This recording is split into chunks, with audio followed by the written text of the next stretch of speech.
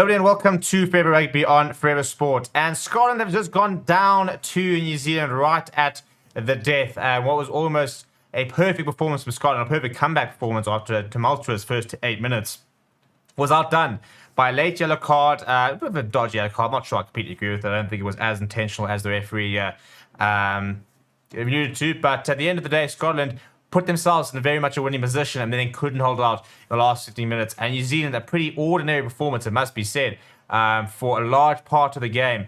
Coming back, remaining calm and managed to get the job done in Murrayfield. Final score is 31 points to 23. We're going to break down the game. Before we do, please do smash like on the video. Please do subscribe to the channel as well. So the game, I mean, Scotland started the worst possible start. In fact, it was dreadful from the Scots, and it was perfect from the All Blacks.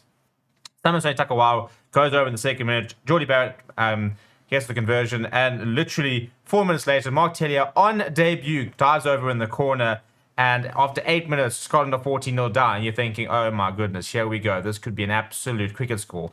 New Zealand looked sharp. They were dominating the breakdowns. Scotland were not even contesting at the breakdowns. And then New Zealand won 2 breakdowns already, 2 turnovers. They were just doing everything right in the first 10 minutes. But there was a very big moment in the 11th minute where the first time Scotland had any sort of ball chip ahead from Stuart Hogg. And he then just sort of kicked it on and had the run, and then was taken up by Anton Leonard-Brown. A penalty try in the 11th minute, allowing Scotland back into the game. Also a yellow card to Anton Leonard-Brown.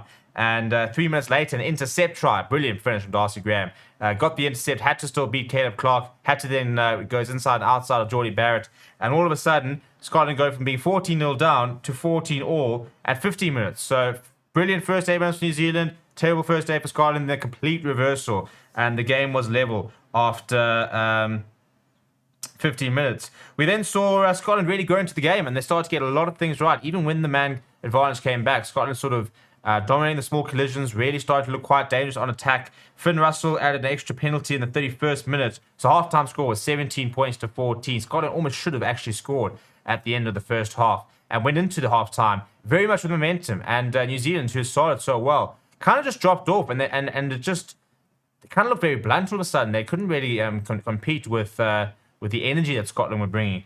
And the perfect second half performance, or start to the second half rather, for Scotland. Finn Russell adding a penalty in the 42nd minute, as well as in the 53rd minute, 23 points to 14. And it was like that right up until the sort of the 60-minute mark. And you're sitting there thinking, right, 9 points, Scotland could do this. I think, one more penalty, one more try, and they're really in the driving. They're already in the driving seat.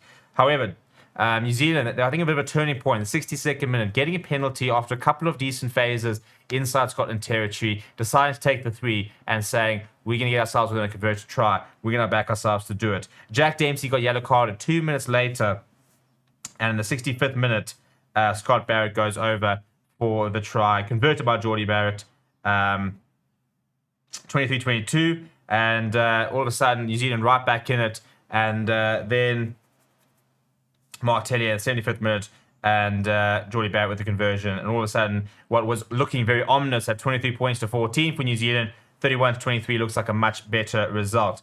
Credit to New Zealand for staying calm, and I think that's what they do so well. Bench made a big impact. TJ Perenara did look really good back in the All Blacks jersey. Brought a lot of energy, a lot of directness. Another phenomenal F by RCBA. He's just absolutely everywhere. But if we look at the stats overall, the first half, 54% possession for Scotland, 46%. Almost a complete reversal in the second half, 61% for New Zealand, 39% for Scotland. Territory, New Zealand at 57%, and has similar amounts to the first half and second half. So Scotland never really played, or New Zealand played in the right sort of areas. New Zealand scoring 4 tries to 2, 4 conversions to 1 there. Well, I think it's 2 conversions because it was 14. 3 penalties to 1 there in favor of Scotland. Both teams winning a lot of meters. Scotland beating more defenders, beating 28-22. Scotland having fewer clean breaks by 1. New Zealand 84 gain line carries, 40 more than Scotland. The pack did bully Scotland at the end of the day. That New Zealand pack was very physical and made it very difficult. But for me, it's the breakdown that was really poor for a Scotland perspective. 9 turnovers won by New Zealand. Scotland just didn't protect their ball. And you feel if they had protected their ball a little bit better, a little bit earlier, it would have been a whole different result. Kicks from hand pretty even as well. If we look at the tackle success rate, New Zealand tackle was pretty awful, to be honest. 75% success rate, missing 28 of 112 tackles. Scotland, on the other hand, being asked to make 151 tackles, missing 22, a success rate of 85%. The ruck success for Scotland, 89%. Any percentage lower than about 94, 95 is really poor, to be honest. And we very rarely see any ruck percentage success below 90%. So that sort of shows you how poor it was. In comparison, New Zealand were at 96%. Lineouts, a couple of lineout losses one lineout loss for New Zealand, none from Scotland. Scotland really did struggle at the scrums. 38% success rate, 3 out of 8. So that was a real big platform that New Zealand used.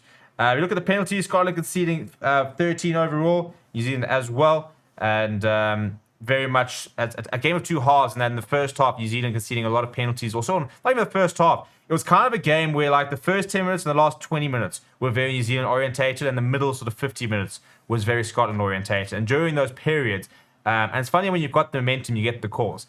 And sometimes you get the calls which gives you the momentum. But Scotland getting a couple of sort of the 50-50 decisions in the first during their period, which then New Zealand got later on in the game. So it was quite very much a game of margins. If we look at individual efforts, Arda Severe, absolutely sensational once again. 11 carries, 9 tackles, 1 missed tackle, 2 turnovers, 52 meters, 3 defenders beaten, 2 offloads. A phenomenal effort by him.